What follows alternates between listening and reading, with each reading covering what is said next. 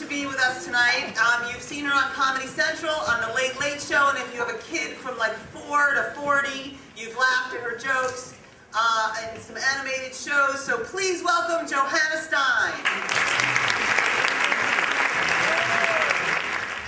So I've just squeezed a 9-pound girl child through my hoo-ha.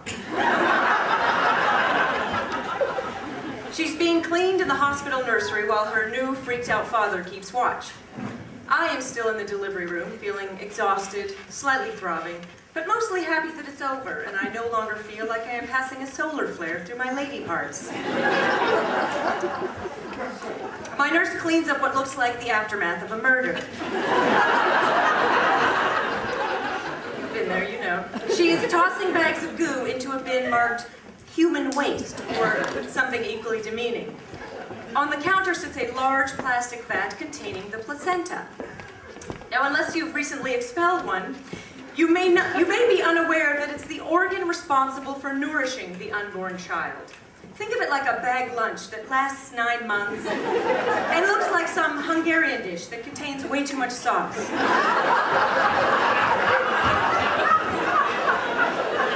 Okay, now, very important sidebar.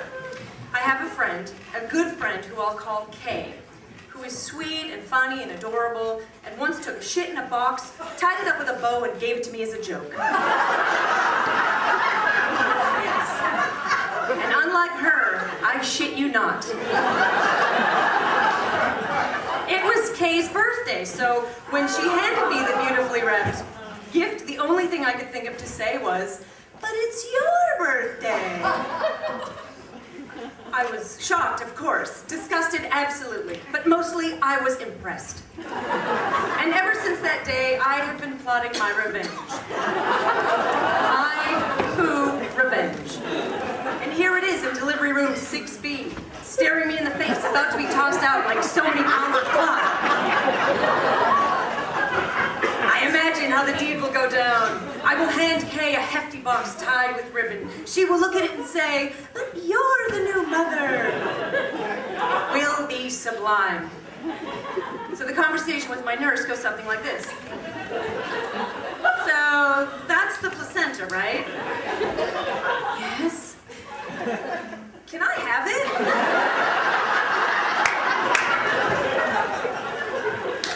Long pause.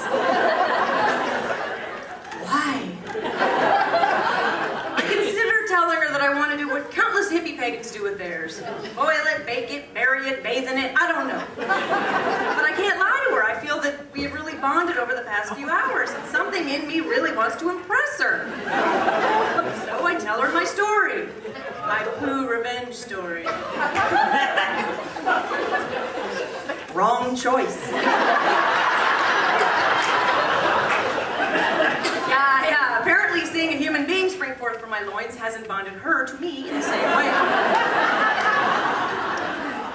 "I can't do that," she says. "I'd lose my job."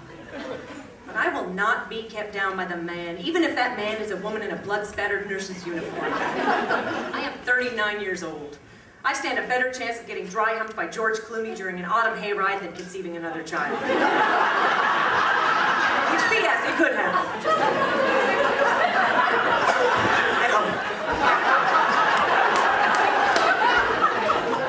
So, I beg. She stares at me in an unfriendly way. "I'm gonna leave the room for a few minutes. What you do in that time is your own deal. I don't want to know anything about it." And 10 minutes later, I am being transported to my private room in a wheelchair. On my face is one very wide grin, on my lap is one very large pillow, and below that is one very goopy, Tupperware-encased contraband placenta. When I arrive in my room, I hide the placenta-ware in a dark corner and settle in. My husband is sitting on the bed, cradling our new baby daughter. It is then that I remember why I'm here.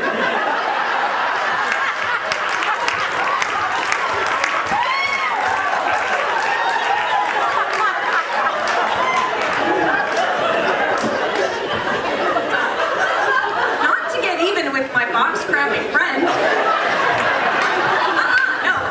I'm here to be with the brand new human that my husband and I have created. So, I turn my attention to my beautiful family. And for 36 hours, the placenta sits in a plastic tub under a pile of blankets and luggage, doing God knows what. Rotting, maybe. Creating another life, I don't know. So when Kay calls the following day to announce that she will be there in 5 minutes, I stumble around in a panic. I'm not ready. I haven't gift wrapped it. I should have refrigerated it. What if it stinks? Oh my, what if when she opens it, the smell is so offensive, she screams and draws the attention of a passing ethics committee? No, I tell myself it doesn't matter. This will be good. This will be just. And then Kay walks into the room, and when she sees the new baby, she begins to cry. I begin to cry. The baby begins to cry. The whole thing is just so darn moving, I lose my nerve. 30 minutes later, Kay leaves with no knowledge of how close she'd come to being face-to-face with my insides. 24 hours later, we're discharged. But I can't leave the evidence in the hospital. I gave Nurse Ratchet my word. So it comes home with us, along with the baby, some balloons, and about 20 pairs of disposable panties. Very useful, aren't they? And once we're home, I can't throw it in the trash. It's human remains. I can't do that to my garbage man. Though apparently I have no problem doing it to a close friend. So, into the freezer it goes.